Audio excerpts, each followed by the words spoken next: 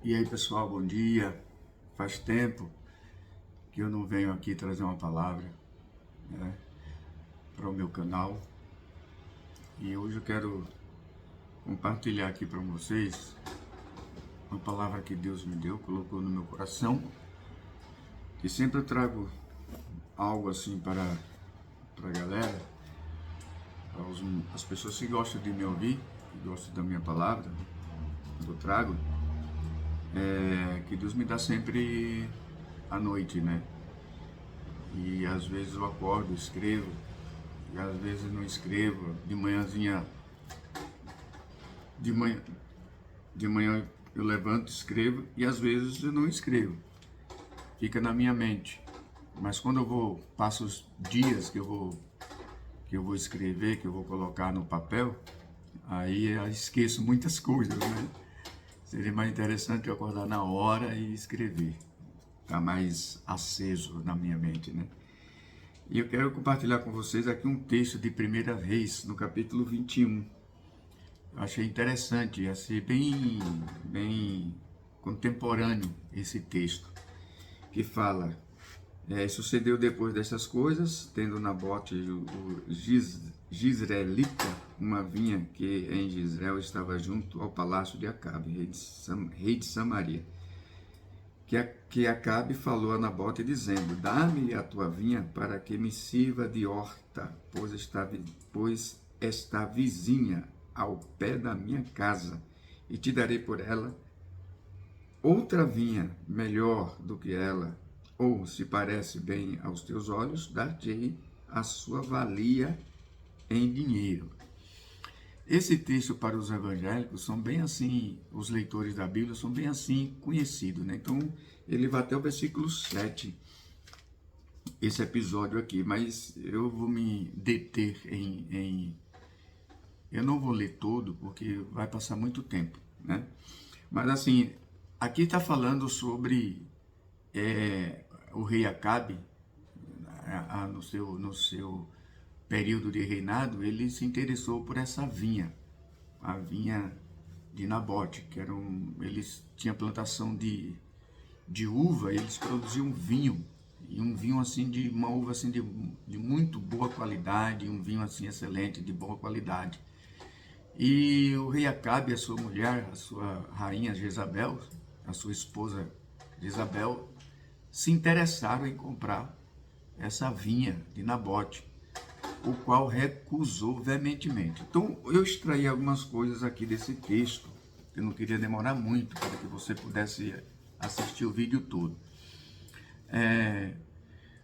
Me veio à luz aqui a questão da propriedade privada e o seu direito. Quem tem direito sobre a propriedade privada? Como começou isso, né? Por exemplo, aqui eu coloquei: quem tem o direito sobre a propriedade privada? Quem é que tem o direito? De quem é? Quem é o próprio dono dessa propriedade? Quando ela está dizendo que ela é uma propriedade privada, quer dizer que ela tem um dono e aquela pessoa exerce o direito sobre ela, né? Mas esse texto aqui me despertou a curiosidade de dois tipos de regimes, né? Um, o primeiro O primeiro é um regime que me despertou aqui, um regime socialista. Eu estava lendo sobre o que é o regime socialista, né? Que diz assim: o socialismo, o regime socialista defende a distribuição de riquezas produzidas de maneira igualitária. Ou seja, você Você tem a sua propriedade, mas na verdade essa propriedade, ela não é sua. Ela toda a renda que é distribuído nela, é produzido nela, não é seu. É da coletividade. É da coletividade, né? E isso aqui a gente vê a maneira do rei Acabe praticar isso. ele estava tipo assim, já tentando produzir, praticar um regime socialista. Ele queria essa propriedade para ele.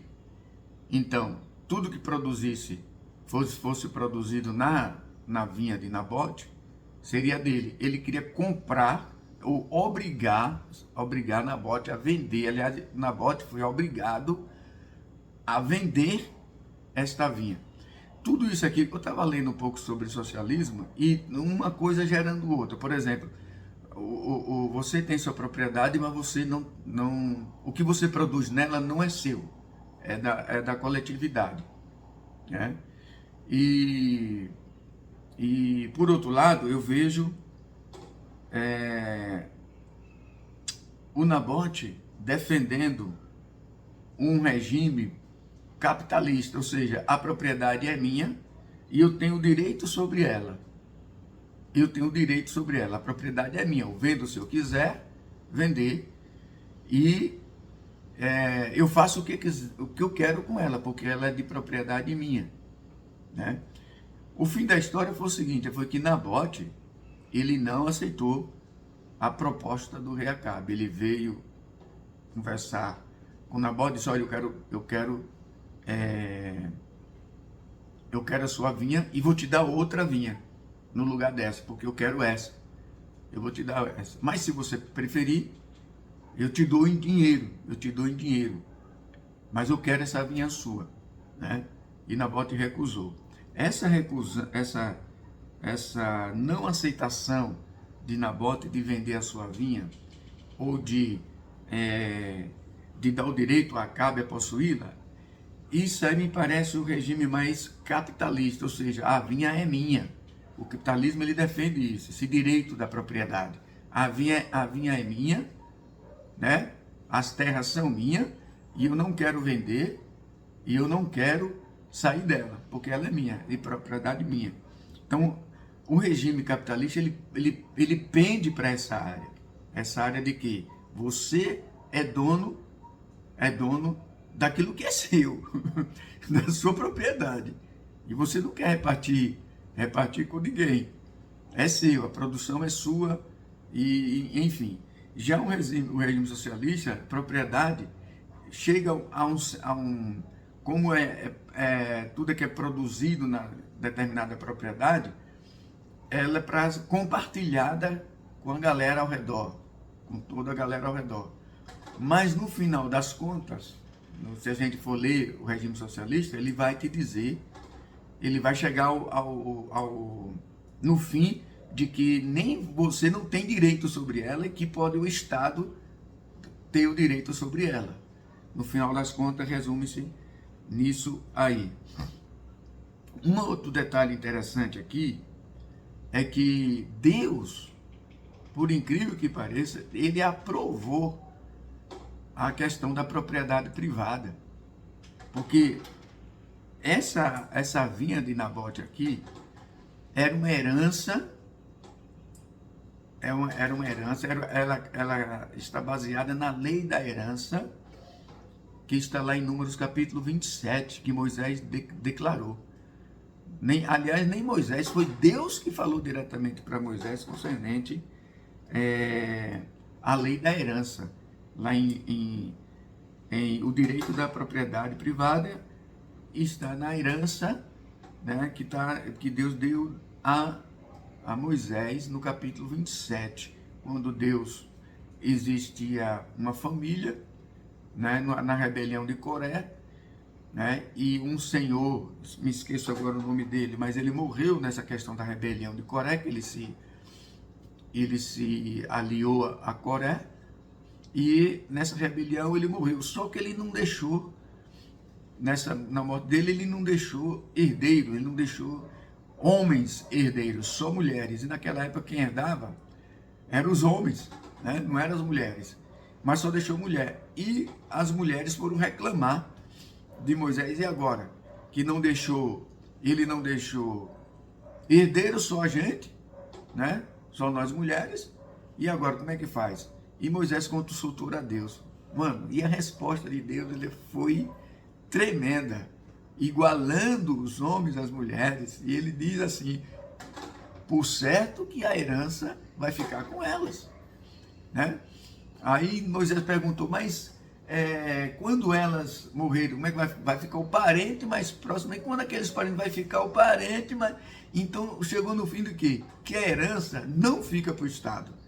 A herança não fica para o Estado. A herança fica para sempre para um parente mais próximo. Você vai ver isso lá em Números, no capítulo 27. Então, no final das contas, eu entendi aqui uma coisa interessante. Que Deus, ele aprova o direito da propriedade privada. Que Deus aprova.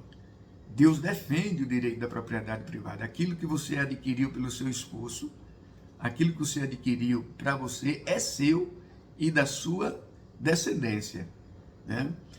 A questão do socialismo defender que você não tem o direito da propriedade privada, me parece que ela não está bíblica, baseada na Bíblia. Ela não está baseada na Bíblia. Pelo que eu entendo, ela não está baseada na Bíblia, sabe? E dentro do próprio capitalismo, que defende o direito da propriedade privada, existe também meios sociais de se ajudar as outras pessoas, né? Sentir a necessidade do próximo, né? Sem elas ter o direito de possuir a sua propriedade. Pois é, eu tenho minha propriedade, eu gero lucro nela, só que eu posso ajudar os outros, pobres, miseráveis, através do meu lucro. Eu posso fazer isso, mas não que elas tenham o direito sobre os meus pertences, aquilo que é meu. Então o capitalismo, ele trilhou esses caminhos. Já o socialismo não. O socialismo, ele faz o quê?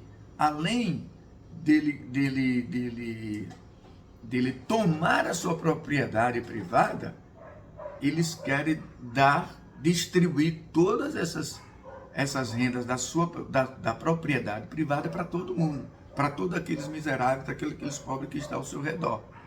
E depois disso, você não tem direito sobre ela, mas sim o Estado tem o direito sobre ele. É assim que eu entendo, ao ler o regime socialista e capitalista, assim que eu entendo, né? Posso estar errado, mas eu acho que até agora o momento, se alguém me convencer o contrário, me prove. Mas pode deixar os seus comentários e me provar. Mas é assim que eu vi. E pelo esse texto eu vi claramente que Deus parece ser, ele aprovar, parece não, ele aprova mais esse sistema de você ter o direito à sua propriedade privada do que o sistema socialista.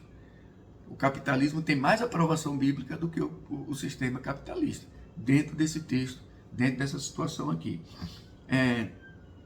Outra coisa que eu queria conversar com você aqui é a respeito da prosperidade dos países que aderiram o sistema socialista e o sistema capitalista. Quem desses dois regimes tem dado mais certo para o mundo afora? Por exemplo, eu estava vendo aqui que 6 países são tremendamente socialistas, né? Que é Cuba, né? O regime cubano, Laos, né? Também, o Vietnã, também, a China, também, se eu não me engano, a Moldávia e outro país agora que eu me esqueço, que eu não me lembro. Esses são 6 países que são declaradamente regimes socialistas. E quem são os países que aderiram ao regime? Agora veja esses países que aderiram a esse sistema, como é que eles estão hoje? Qual o crescimento deles hoje? Eles estão no topo do mundo, dando exemplo de prosperidade, de produtividade, de progresso? Sim ou não? Deixa aí nos seus comentários. Outra coisa, os países que aderiram ao sistema capitalista. Estados Unidos, né, que é o protagonista do capitalismo, né? Quem é mais? Estados Unidos, a maioria dos países europeus são de regimes capitalistas, né? Aí verifica para mim aí, pensa comigo, quais são os países de regime capitalista que deram certo e que hoje estão no topo do mundo. Quais são eles? Me mostra aí, me diga aí nos seus comentários, se deu certo ou se deu errado. Aí eu volto aqui para você falando o seguinte, esses países que, por exemplo, os Estados Unidos, quando capitalista, foi o protagonista do capitalismo, e na época da Guerra Fria, e a União Soviética com um sistema, não digo assim totalmente socialista, mas comunista, que parece, tem uma aparência dos dois, parece ser iguais, mas não são, são diferentes. Mas esses dois países, eles protagonizaram os opostos, né?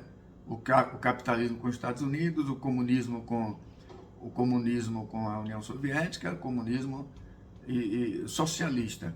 Aliás, tem a antiga União Soviética chamada, que era União das Repúblicas Socialistas Soviéticas. Então eles tinham um certo socialismo, uma defesa do socialismo junto à União das Repúblicas Socialistas Soviéticas. Esse regime socialista das Repúblicas Socialistas Soviéticas, foi um regime faliu esse regime, né? Eram os países de extrema pobreza. Na época da perestroika, quando o Mikhail Gorbachev, ele foi quem foi como é que chama? O mentor da perestroika, foi ele quem mentalizou, foi ele quem executou a perestroika na União Soviética.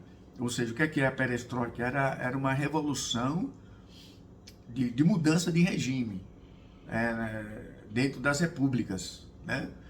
A Rússia não tinha condições quem dominava era a Rússia, né? Todas as repúblicas, e a Rússia não tinha condições de manter toda aquela galera, todos aqueles países na pobreza, na extrema pobreza, e o negócio estava indo de mal a pior, né? Então entrou o Mikhail Gorbachev e ele sabe de uma, vamos deixar esses países livres para eles pensarem, para eles escolherem, para eles tocarem as suas repúblicas, né?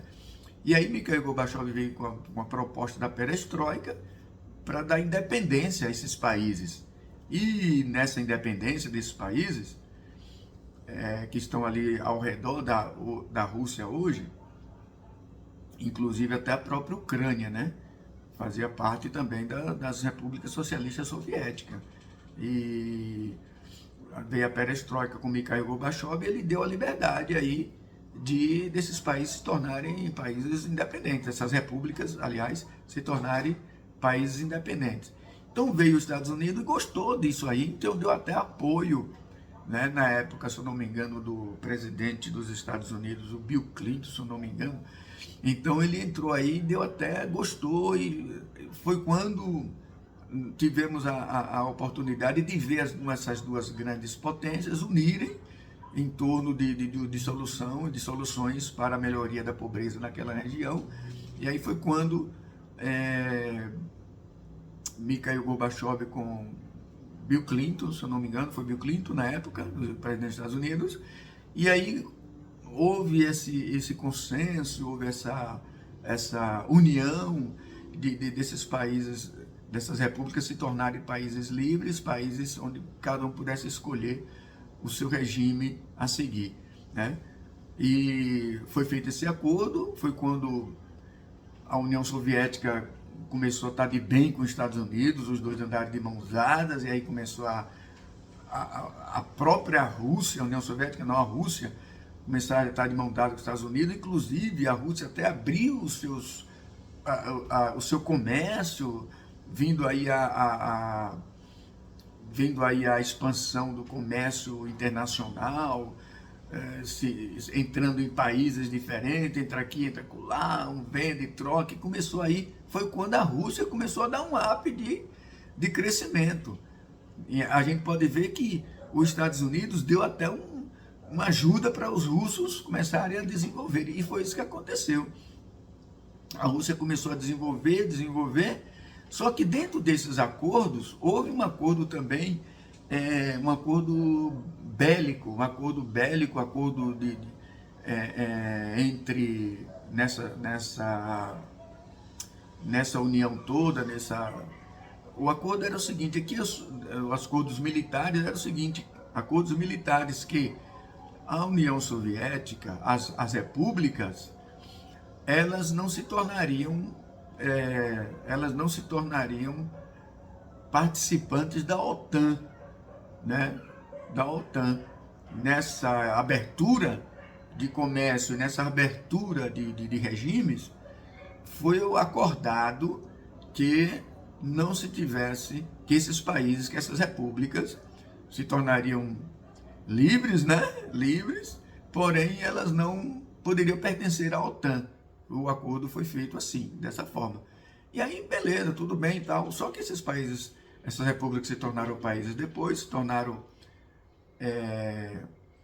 livres, né? Livres, e elas começaram a optar mais tarde em pertencer à OTAN. Então foi uma república lá e começou a crescer também, de se desenvolver, e não, a gente vai se filiar à OTAN. Aí começou quebras do acordo, né? Quebras do acordo. Que isso aí é um outro tema, outra história que eu queria trazer para vocês. Mas o que eu queria deixar claro para vocês aqui, dentro desse texto da palavra de Deus, desse acontecimento do rei Acabe ter domínio e forçar a compra da vinha de Nabote, isso me lembrou justamente o regime socialista, a imposição sobre aquilo, sobre a sua propriedade, sobre aquilo que é seu, né? E por outro lado eu vejo o capitalismo sendo defendido pelo Nabote. Ele diz, não, a vinha é minha e eu tenho direito sobre essa propriedade, baseado na lei de Moisés, de Números capítulo 20, que me dá o direito, eu sou herdeiro dessa vinha, eu sou herdeiro dessas terras, essas terras me pertencem por herança perpétua, conforme a lei de Moisés no capítulo 27. Então você vê, desde a época de Moisés, Deus já defendia a propriedade privada. Então deixa seus comentários aí, fala um pouquinho sobre isso aí, eu queria falar sobre isso, sobre esse tema, sobre esse texto da Bíblia. Dá uma olhadinha aí, comenta aí embaixo, se inscreve no canal e dá uma ajuda para nós aí. E sempre a gente vai trazer alguns assuntos assim mais picantes para dentro da própria Bíblia, dentro da Bíblia, para a gente conversar, tá bom? Um beijo, um abraço e tchau.